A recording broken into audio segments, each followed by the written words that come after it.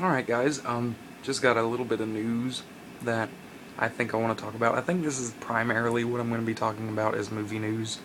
I mean, I love doing movie reviews, but I can't seem to get to the movie theater often enough to do them a lot. So, I'm just going to be doing primarily news videos from now on. So, I hope that's okay. And if you have a movie that you want me to see, recommend it enough, and I will definitely go see it. And some of them, I'll just go see anyway. But anyway, news. This news is pretty exciting for me because I used to watch this movie all the time as a kid. We usually watch it around Christmas time for whatever reason. Mrs. Doubtfire. I think it's one of Robin Williams' best performances and one of Chris Columbus's best films that he's directed. I mean, I love Chris Columbus. He's made so many great films. But they just announced a sequel with the reunion for Robin Williams and Chris Columbus.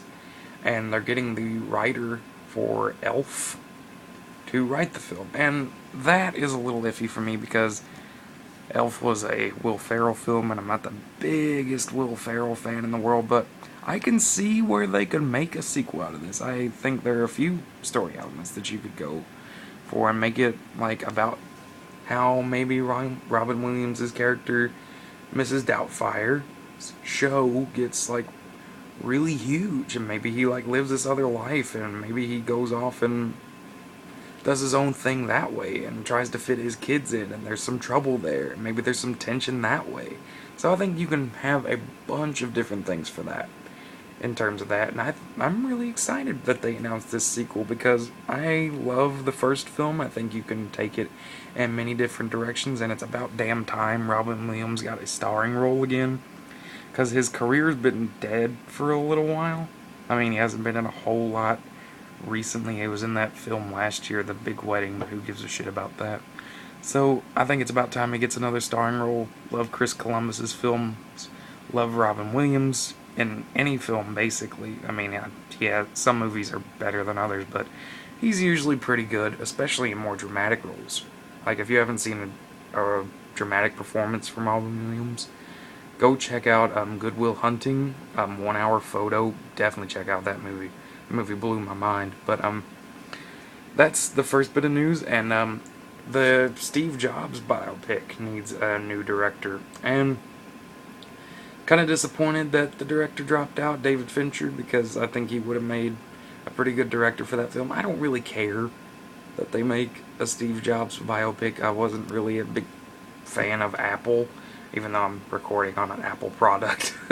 I don't care for his attitude as a person, but may he rest in peace nonetheless. But if I had to pick someone to direct anything at this point, because I love this guy's work, but I don't know if it would work for this kind of film, it would be David Yates.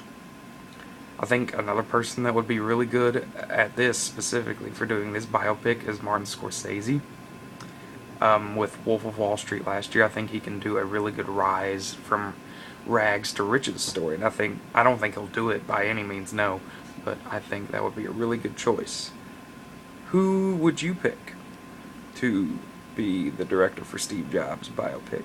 Personally, I really don't care about it, but if I had to pick, those would be my two choices personally, because I want David Yates to direct a big film again. I know he wouldn't go for something like that because that's just not in his style of filming. And I think Martin Scorsese can do a great rags to riches story. You've seen it time and time again with stories like Goodfellas, Wolf of Wall Street, etc. So that's all for this bit of news for now. I am Matt Inman, and that is all for now, ladies and gents. I forgot to hit stop.